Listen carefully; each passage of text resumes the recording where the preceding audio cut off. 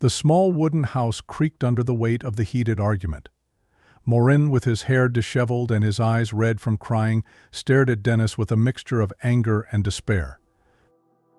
"I can't take it anymore, Dennis," she exclaimed, her voice shaking. "Look at us. Look at this crumbling house. Our daughters deserve better than this." Dennis, a tall, thin man with deep circles under his eyes, was trying to calm his wife. "Morin, please, I'm doing my best. Things will get better, I promise." But Morin didn't want to hear it. She looked around the cramped room, with its old, worn furniture, peeling walls. The musty smell filled the air, constantly reminding her of the deprived life they led. "Your best isn't good enough, Dennis," she cried, tears streaming down her cheeks. "I'm tired of living like this, tired of seeing our daughters wearing second-hand clothes, tired of counting coins to buy food." The girls, 7-year-old Lily and 5-year-old Rose, were huddled in the corner of the room, hugging each other, their eyes wide with fear. They had never seen their parents fight like this before. Dennis approached Morin, trying to hug her, but she abruptly pulled away. "Don't touch me. I can't live like this anymore, Dennis. I'm leaving." The silence that followed was deafening. Dennis froze, unable to believe what he was hearing. But what about the girls? Morin looked at his daughters, his heart breaking as he saw the fear in their eyes. For a moment she hesitated, but then the image of a better life, away from poverty and hardship, took over his mind. "They're coming with me," she said, her voice cold and determined. "I won't leave them in this miserable life." Dennis felt as if the ground had disappeared beneath his feet. "Morin, please don't do this. We are family. We can get through this together." But Morin was already moving, picking up an old suitcase and starting to throw clothes into it. "There's nothing to overcome, Dennis. You had your chance. Years of chances. And look where we are now." The girls started crying, confused and scared. Dennis hugged them, trying to calm them down as he helplessly watched his wife pack her bags. "Mommy, please don't go," Lily sobbed, holding out her arms to Morin. For a moment, Morin stopped, looking at his daughters. The pain in his eyes was palpable. But then she hardened her heart. "Come on, girls, we're going to a better place." Dennis tried one last time. "Morin, think about it. Where are you going? How are you going to take care of the girls alone?" Morin stopped at the door, looking back one last time. "Anywhere is better than here, Dennis. I'll manage. I've always managed, haven't I?"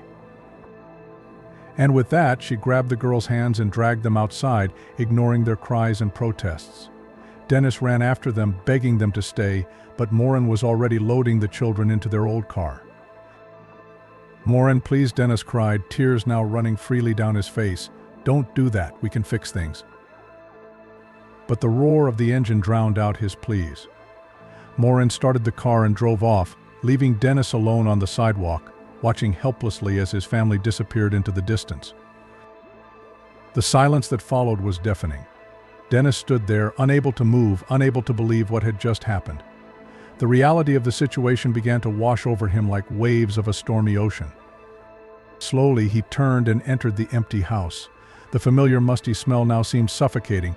He looked around, seeing the girls' scattered toys, the coffee cups still on the kitchen table, as if his family could return at any moment. Dennis collapsed onto the old couch, burying his face in his hands.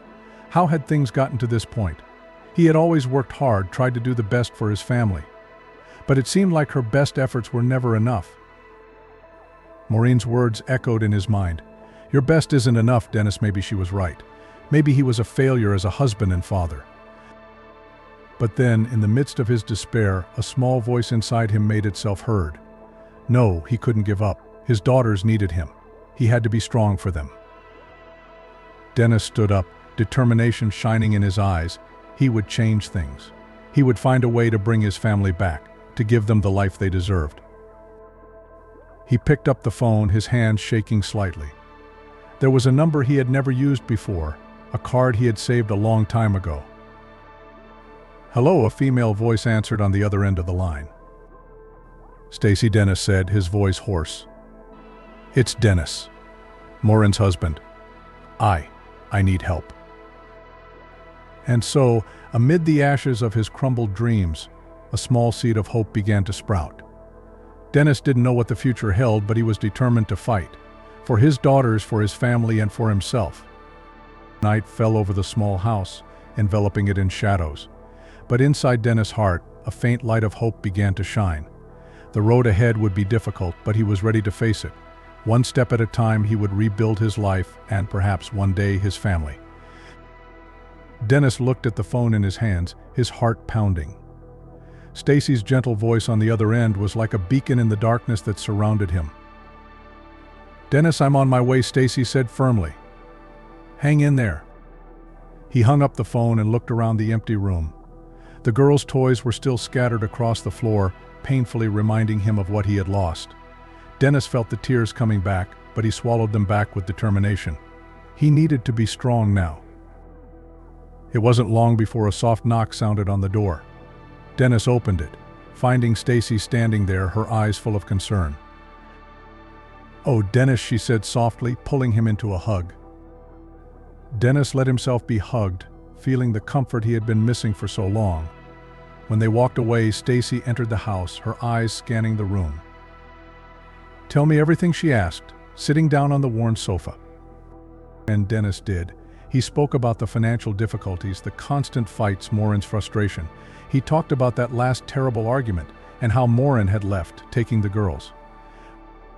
Stacy listened intently, her face a mix of compassion and determination.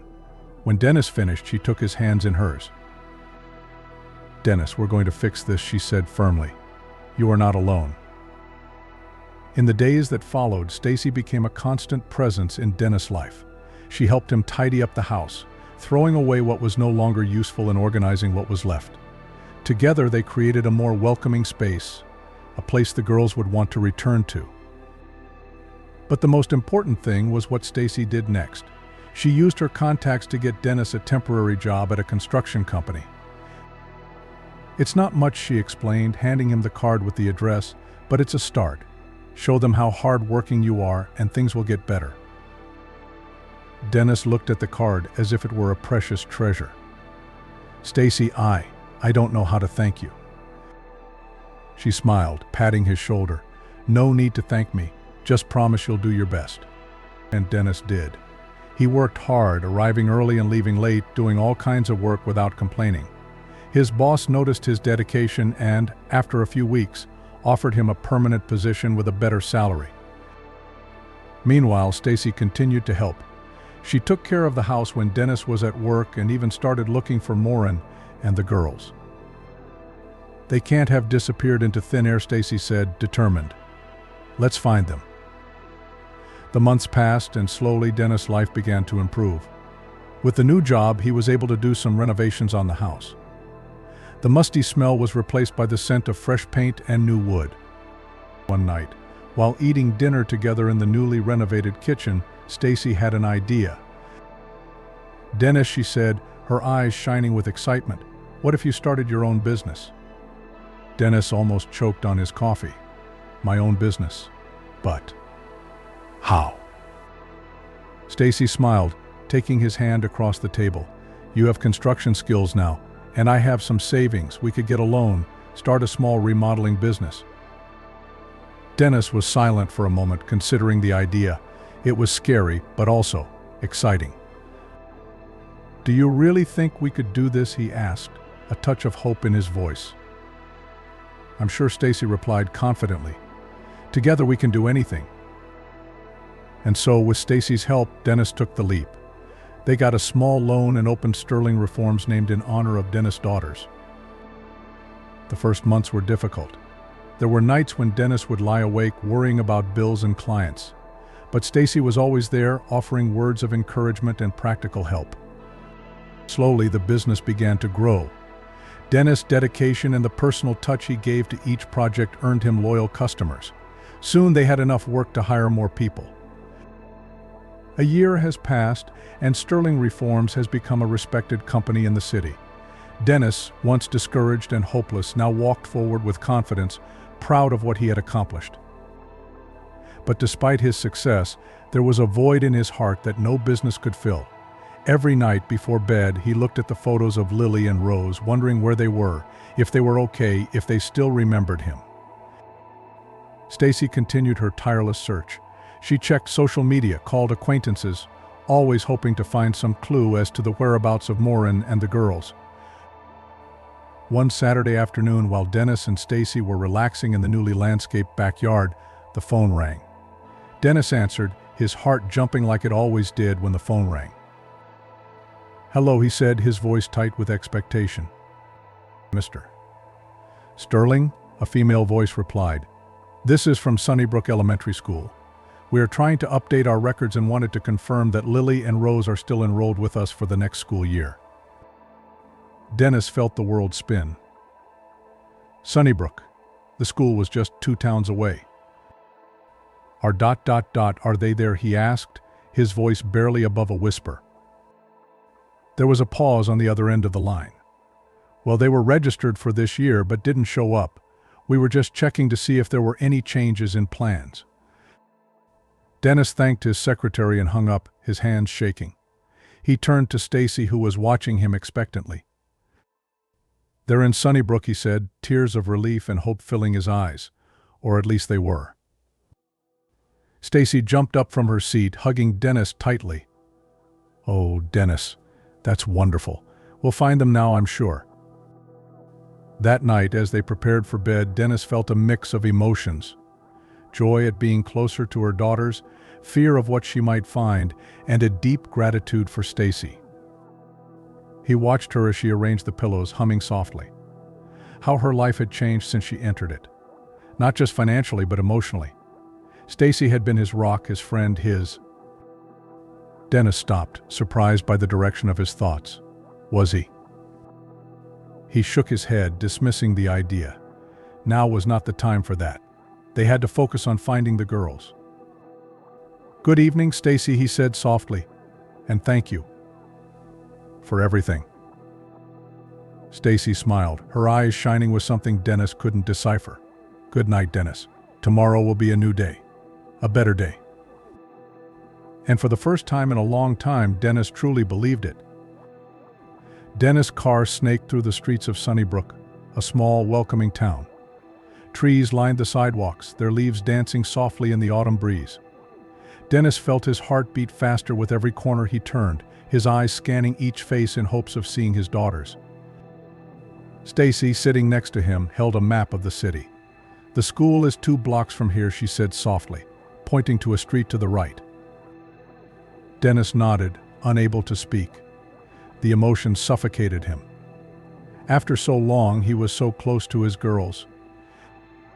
They parked in front of Sunnybrook Elementary School, a red brick building with a colorful playground next door. Children laughed and played, their cries of joy filling the air. "Come on," Stacy said, giving Dennis' arm an encouraging squeeze. They entered the school, the smell of chalk and disinfectant bringing back memories of happier days. At the office, a middle-aged woman greeted them with a warm smile. "How can I help you?" she asked. Dennis took a deep breath. "My name is Dennis Sterling. I am looking for my daughters, Lily and Rose Sterling." The secretary's smile faltered. "Oh, Mr. Sterling, yes, your daughters were enrolled here, but Dennis asked, his heart sinking. "They never got to attend classes. Their mother, Mrs. Maureen, came to cancel their enrollment last week." Dennis felt as if the ground had disappeared beneath his feet.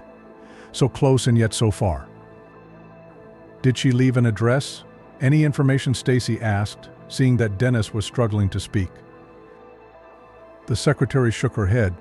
"I'm sorry, we are not allowed to disclose personal information." They walked out of the school, the weight of disappointment weighing on them. Dennis leaned against the car, feeling defeated. "Don't give up," Stacy said, putting a hand on his shoulder. "They were here. That means they're still around." Dennis nodded slowly.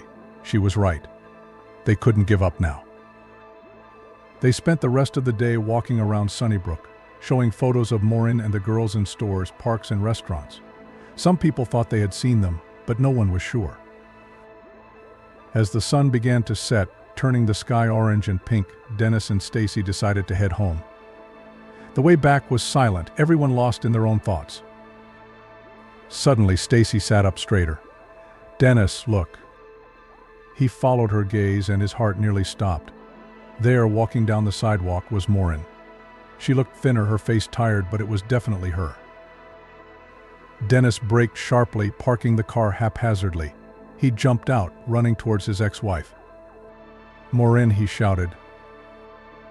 She turned around, her eyes widening in surprise and fear. "Dennis? What? What are you doing here?" Dennis stopped a few feet away from her, panting. "The girls. Where are our daughters?" Maureen crossed his arms, his stance defensive. "They're fine, Dennis. They're safe." "Safe? Away from their father?" Dennis asked, anger and pain mixing in his voice. Stacy walked over, placing a reassuring hand on Dennis' arm. Maureen looked at her, his eyes narrowing. "Who are you?" she asked sharply. "I'm Stacy, Dennis's friend." Stacy replied calmly. "Maureen, please. Dennis has the right to see his daughters." Maureen looked from one to the other, confusion evident on his face. "You too?" Dennis shook his head. "It's not what you think, Maureen. Stacy has been helping me. A lot has changed since you left."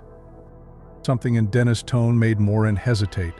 She looked at him more closely, noticing the new clothes, the confident stance that hadn't been there before. "What changed?" she asked, her voice softer now. Dennis took a deep breath. "I've changed, Maureen. I have my own business now. Things are better. I can take care of our daughters." Maureen blinked, surprise evident on his face. "Your own business? How?" "It's a long story," Stacy interjected. "But the important thing is that Dennis has been working hard. He deserves to see the girls." Maureen was silent for a long moment, clearly conflicted. Finally she sighed. "It's okay, they're at my sister's house. I can take them there." The relief Dennis felt was almost overwhelming. He exchanged a grateful look with Stacy before following Maureen. Maureen's sister's house was a few blocks away. It was a modest but well-kept building. As they approached, the front door opened and two girls ran out. "Mommy," they screamed, but stopped abruptly when they saw Dennis. There was a moment of tense silence, and then, "Daddy," Lily whispered, her eyes filling with tears. Dennis knelt, opening his arms. "Yes, honey, it's me." The girls hesitated for a second before running to him, throwing themselves into his arms.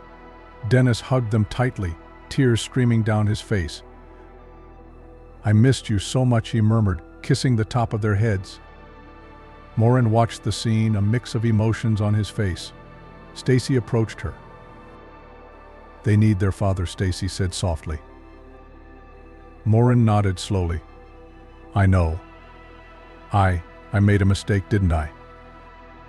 Stacy placed a comforting hand on Maureen's shoulder.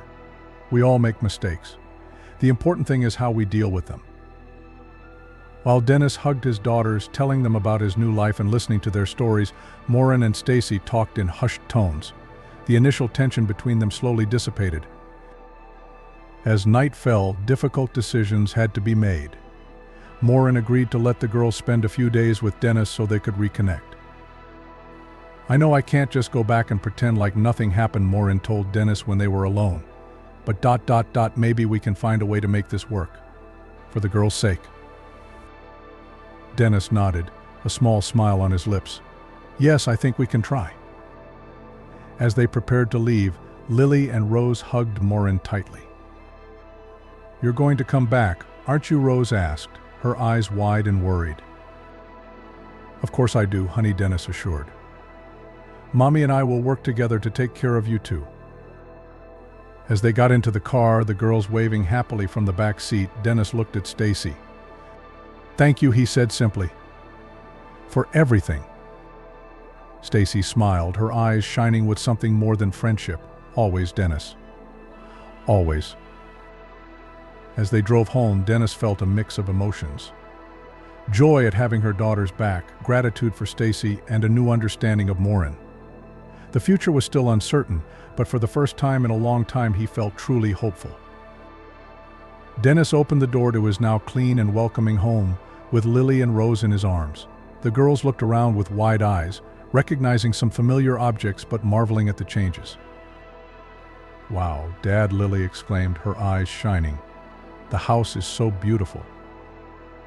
Dennis smiled, setting the girls down. "Thanks, honey. I made some changes for you." Rose ran into the living room, stopping in front of a bookshelf full of colorful books and new toys. "Look, Lily. We have new toys." The girls excitedly began to explore the house, while Dennis and Stacy watched them with smiles on their faces. "They look happy," Stacy commented softly. Dennis nodded, feeling a mixture of joy and apprehension. "Yes, but what if it's not enough? What if they miss Morin?" Stacy placed a comforting hand on his shoulder. "Dennis, you're a great dad. They love you. Everything's going to be okay." In the days that followed, Dennis struggled to create a new routine with the girls. He took them to school, helped them with their homework, and spent the evenings playing and reading stories. Stacy was always there, offering support and affection.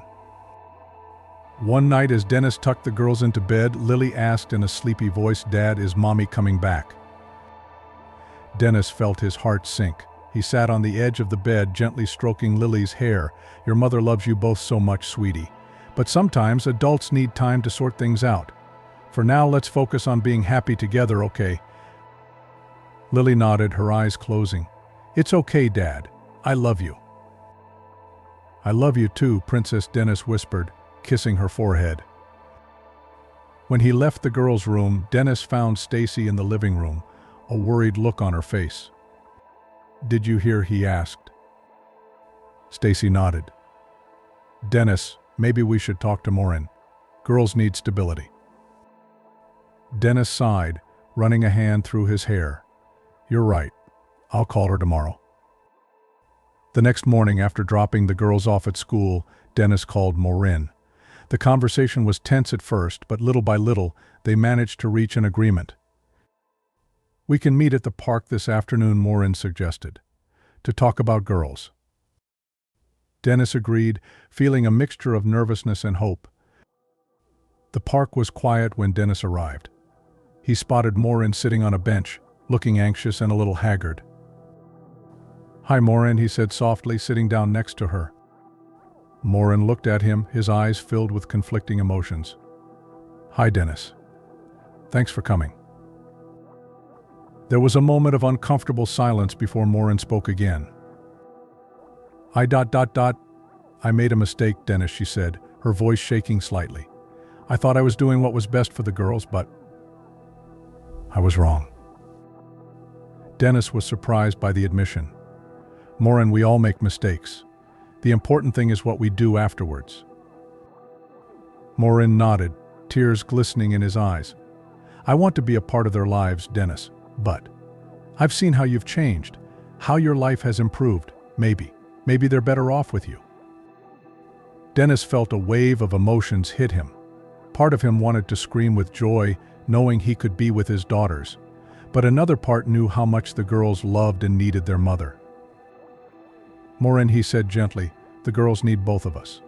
We can find a way to make this work." They spent the afternoon discussing possibilities, finally reaching a shared custody agreement. Morin would have the girls on the weekends, while Dennis would have them during the week. When he returned home that night, Dennis found Stacy playing with the girls in the living room.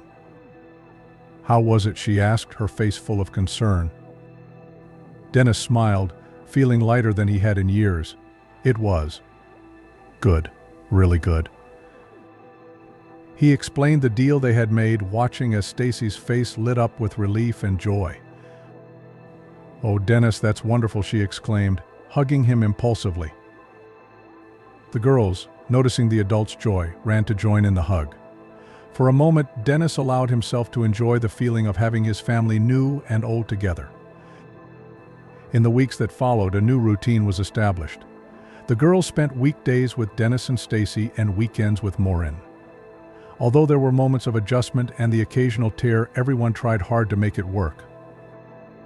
One Saturday, as Dennis waited for Maureen to bring the girls back, he reflected on how far they had come.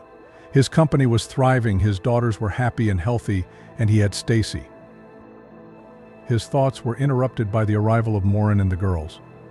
Lily and Rose ran over to hug him, talking excitedly about their weekend. Maureen approached more slowly, a small smile on his face. They had a great time, she said, but they were eager to get home. TOU. Dennis felt his heart fill with love and gratitude. Thank you, Maureen, for everything. Maureen nodded, his gaze shifting to Stacy, who was standing in the doorway. You guys make a good team, she commented softly. Dennis followed her gaze, feeling warmth spread through his chest at the sight of Stacy. Yes, we did, he agreed. After Maureen left and the girls went inside, Dennis turned to Stacy. You know, he said, taking your hands in his, I wouldn't have accomplished any of this without you. Stacy smiled, her eyes shining with excitement. You're stronger than you think, Dennis. I was just here to remind you of that. Dennis pulled her close, their hearts beating in sync. Stay, he whispered. Stay with us. Forever. Stacy looked into his eyes, happy tears forming. Yes, she replied simply. Yes, I'll stay. That night, as the family gathered for dinner, Dennis, Stacy, Lily, and Rose, there was a feeling of peace and contentment in the air. The girls' laughter filled the house, mixing with the soft sound of music coming from the kitchen radio. Dennis looked around the table, his heart overflowing with love. He had been through difficult times, faced loss and despair. But now, looking at his daughter's smiling faces and Stacy's loving gaze, he knew he had found something precious. It wasn't the life he had imagined years ago when he married Maureen. It was different, unexpected, but equally beautiful. It was a second chance, a new beginning. And as he watched Stacy help Rose cut her food, as he listened to Lily excitedly tell him about her day at school, Dennis made a silent promise to himself. He would enjoy every moment of this new life. He would love with all his heart, work with all his might, and never, ever take his family for granted again. Because sometimes you have to lose everything to realize what really matters, and Dennis had learned that lesson the hard way. Now he was determined to live each day with gratitude, love, and hope. The future was bright, full of possibilities, and Dennis couldn't wait to see what came next.